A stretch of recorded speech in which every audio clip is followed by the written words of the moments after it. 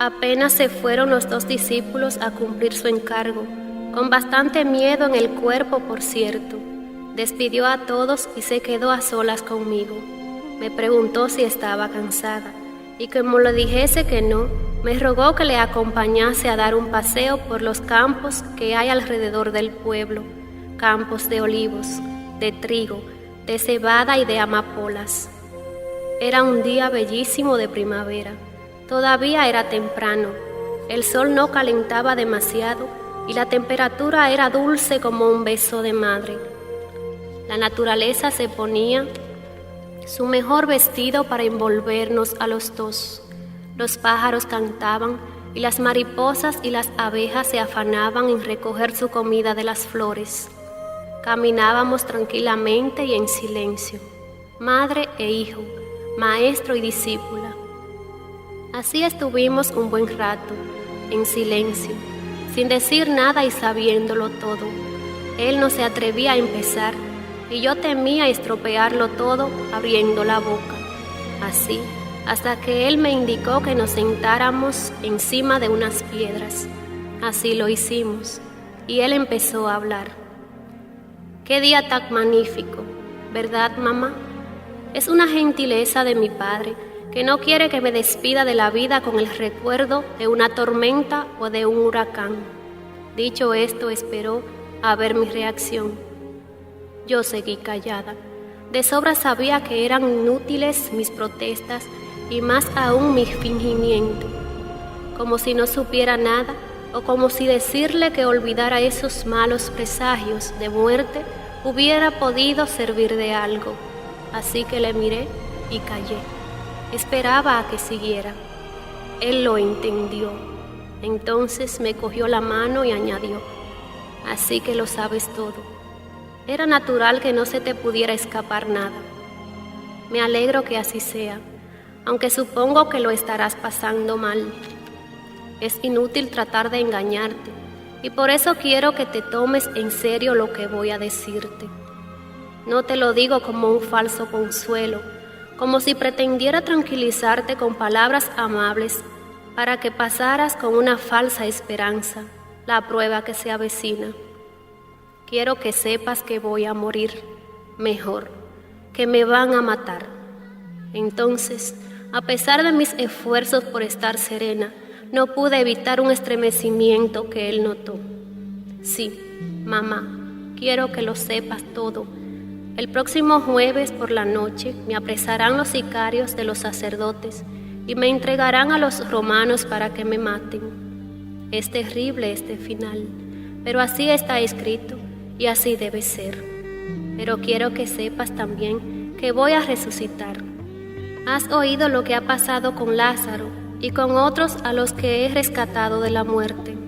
El Padre me ha dado ese poder y ahora Él, yo mismo y el Espíritu lo emplearemos sobre mí mismo.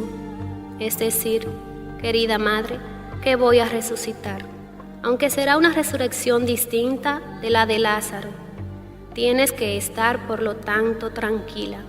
Mira, es muy probable que todos se vayan y que me traicionen». Yo seguía callada, pero de nuevo un estremecimiento de mis manos que él cogía con fuerza le hizo notar que el dolor me golpeaba. «Sí, todos me dejarán. Bueno, casi todos.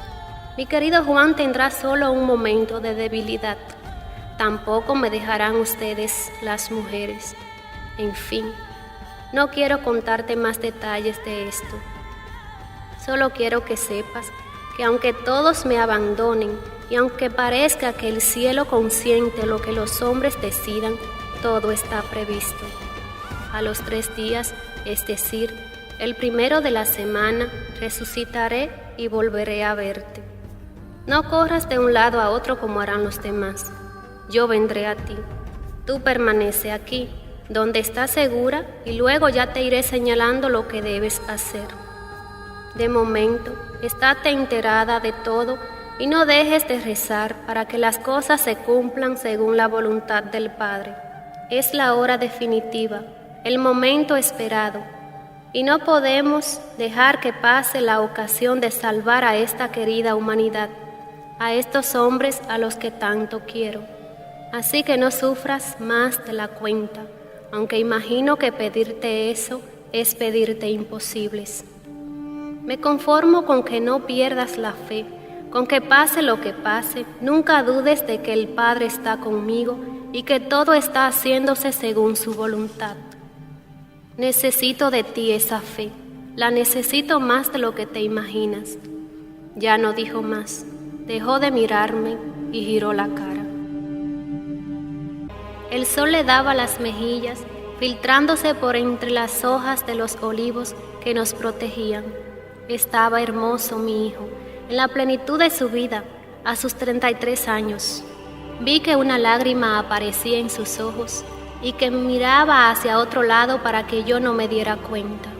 Así que me levanté y con un lienzo que siempre llevo conmigo, se la sequé. Después, de pie ante él, que seguía sentado, le tomé las manos y le dije, mirándole a sus ojos dulces y tristes: Hijo, soy tu madre. Si me hubieran dicho hace 33 años que esto iba a terminar así, no sé qué habría hecho. Quizá, con todo, le hubiera dado mi sí a Dios. Sí, efectivamente le habría dicho que sí, porque el precio de aquel permiso ha sido el ser tu madre, el haber podido vivir contigo tanto tiempo, el haberte amado y el haberme sentido amada por ti. He tenido la suerte de estar a tu lado y eso no tiene precio, pero ahora me dices que ha llegado el final. Quiero que sepas que voy a estar siempre contigo y que no te defraudaré. Si me pides que esté entera, así estaré.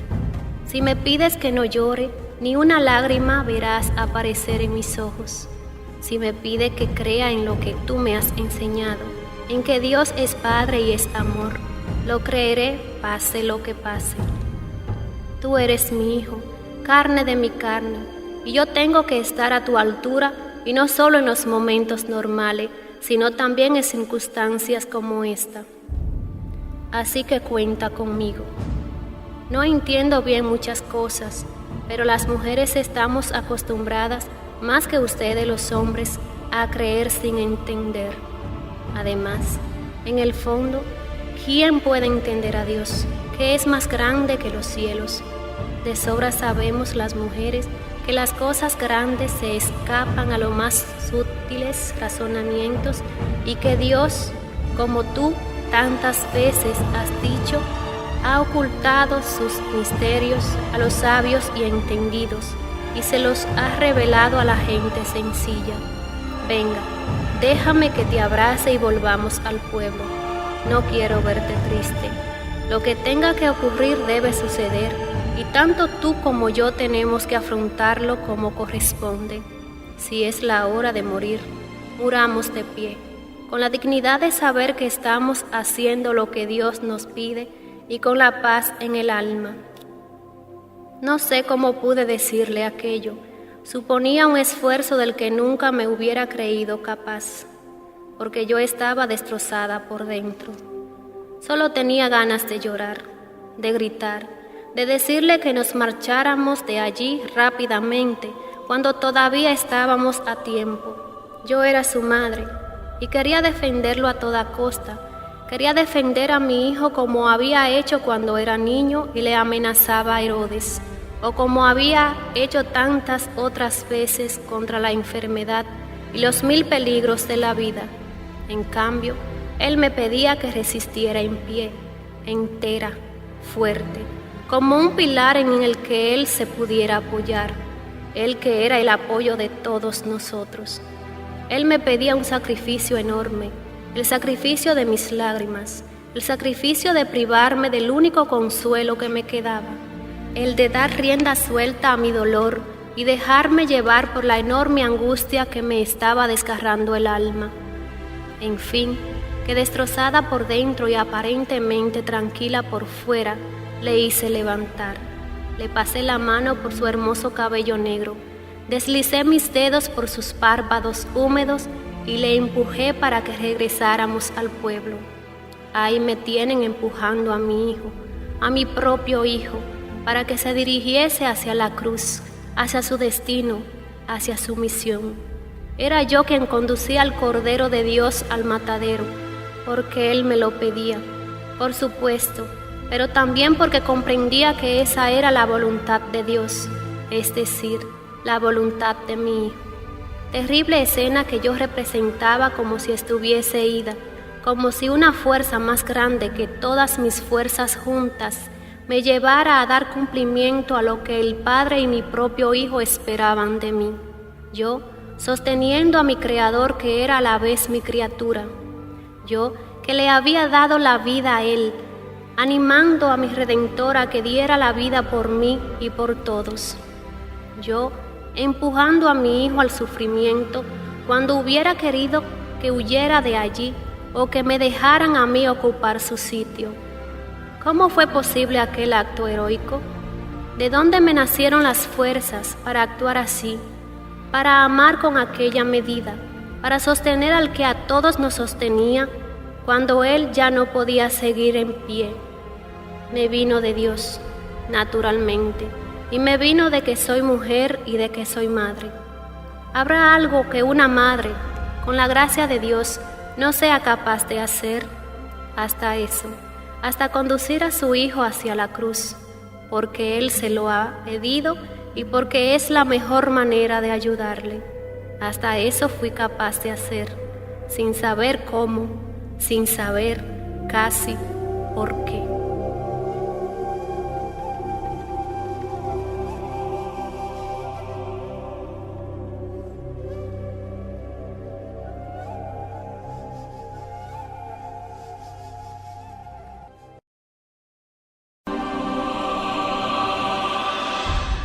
Cuando llegamos a casa de Lázaro, ya todo había pasado. Jesús se había recuperado y volvía a ser el hombre seguro, firme, decidido. Su momento de angustia había quedado sepultado entre mis brazos y mi corazón había sido como un desierto que se bebe un torrente de lágrimas o como un oasis que sacia la sed de grandes caravanas, a costa de dejarme a mí seca por dentro. Pero ese era el precio que yo debía pagar.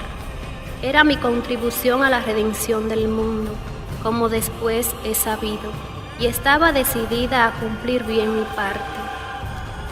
No tuve tiempo, además, para muchas reflexiones. La casa estaba animada porque habían llegado más personas, entre ellas mis primas, las madres de Santiago, Simón y Judas Tadeo.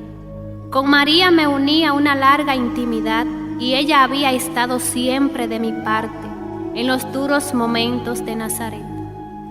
Sin que nadie les dijera nada, aprovechando que era Pascua y que muchos galileos y nazarenos subían a Jerusalén, habían querido venir ellas también para tener ocasión de ver a sus hijos. Enteradas de que estábamos en Betania, se había acercado hasta allí y su sorpresa fue grande cuando me encontraron en la casa. Pronto volvieron los muchachos que habían sido enviados a Jerusalén. Trajeron la noticia de que José de Arimatea accedía a prestar el salón de su casa para la cena de Pascua, aunque se extrañaba de que ésta se fuera a celebrar un día antes, tal y como mi hijo había indicado. Y se extrañaba también de que Jesús se atreviese a acudir allí, sabiendo que le buscaban para matarle. Con todo, él estaba dispuesto a correr todo tipo de riesgos, pues ya era sabido entre los notables que simpatizaba con Jesús y que se contaba entre sus seguidores. Pero además, los 2 discípulos dijeron que la ciudad hervía de gente, como siempre que se celebran las fiestas, y que todos se preguntaban si Jesús se atrevía o no a ir al templo. Eran muchos los galileos que acampaban en la cima del monte de los Olivos, donde solían, y entre ellos no faltaban gentes muy adictas a Jesús, de Cafarnaúm y de otras zonas de nuestra tierra. Todos vivían excitados, dispuestos a demostrar su fidelidad a mi Hijo y a enfrentarse a los judíos, a los cuales consideraban celosos de lo que un profeta que hacía milagros tan notables procediera de Galilea y no de Judea. Los 2 discípulos nos contaron también que los soldados romanos estaban alerta, acuartelados en la Torre Antonia, como siempre que acudían multitudes a Jerusalén, dispuestos a sofocar cualquier motín. Y dijeron, por último, que entre los peregrinos abundaban los grupos de celotes y de alborotadores que iban sembrando proclamas antirromanas y animando al pueblo a la sublevación contra los opresores. En fin, una situación de lo más complicada, en la que todo se mezclaba y en la que era difícil actuar sin provocar a unos o a otros. «Mañana iremos a Jerusalén», dijo entonces mi hijo. Todos murmuraban, vacilando entre el miedo y el asombro. Entonces me miró, y hablando a todos, pero fijándose en mí, añadió: «No se preocupen, todavía no ha llegado mi hora. Pero es necesario que se cumplan las Escrituras y que el Hijo del Hombre entre en Jerusalén como han anunciado los profetas. No temas, hija de Sión, mira que viene tu rey montado en un pollino de borrica».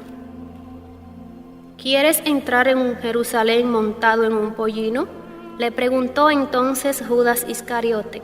«¿Estás loco?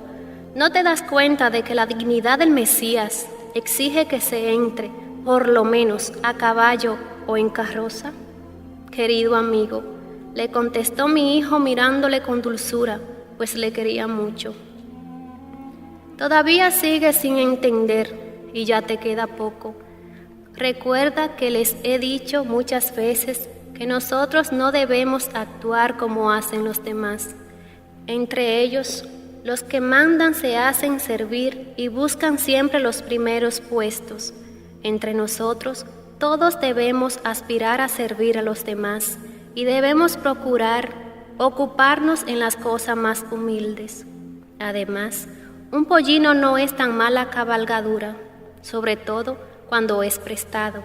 Pues no te propongo, Judas, que compres uno. Sería una pena privar de ese dinero a los pobres».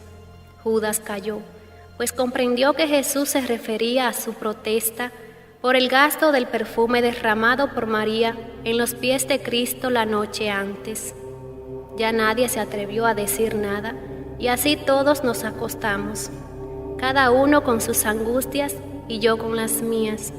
No sé si mayores que las de mi hijo, pero sí, desde luego, diferentes.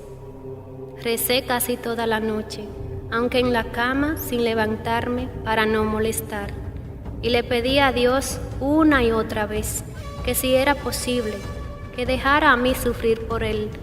Comprendía que lo que Él tenía que hacer yo no podía cumplirlo, porque Él era Dios y yo no, porque Él era el Mesías y yo una sencilla mujer de aldea. Pero yo era su madre, y ese título nadie me lo podía quitar. Con ese título en la mano, me atrevía a presentarme ante el Todopoderoso a reclamar alivio para el fruto de mis entrañas, aun a costa de que la carga que debía caer sobre sus hombros cayera sobre los míos. Si alguien tiene que pagar, como me ha dicho mi hijo, le dije al Señor, déjame que pague yo también un poco. Apiádate de mí y déjame sufrir por él. Alivíale a él y cárgame a mí, porque así me ayudarás más que si es él quien lleva todo el peso. Que venga sobre mí la espada de dolor que me anunció Simeón y que siempre he temido. Que me atraviese a mí, pero que no se hunda en él, que no sufra solo, pues sería indigno de mí estar bien cuando lo veo a él estar tan mal. Sí, esa fue mi oración aquella noche y las noches siguientes hasta que se cumplió todo. Y es que cuando alguien ama, la vida, la felicidad, la ilusión, en fin, todo reside en que el ser amado viva. Prefieres 1000 veces sufrir tú a que sufra él. Cuando amas, prefieres 1000 veces servir a ser servido, llorar a que lloren por ti, ayudar a ser ayudado. Y tengo que decir que en esas noches de vela, el Señor me concedió lo que le pedí, no solo me consolaba grandemente usando esos modos que Él sabe, sino que me aseguró que no dejaría de sufrir con Él y que ese sufrimiento mío aliviaría el suyo. Me aseguró, y después lo comprobé, que sería mi mirada la que le sostendría en el momento más difícil y que yo tendría el privilegio de ser la única que podría servirle de alivio, como así ha sido.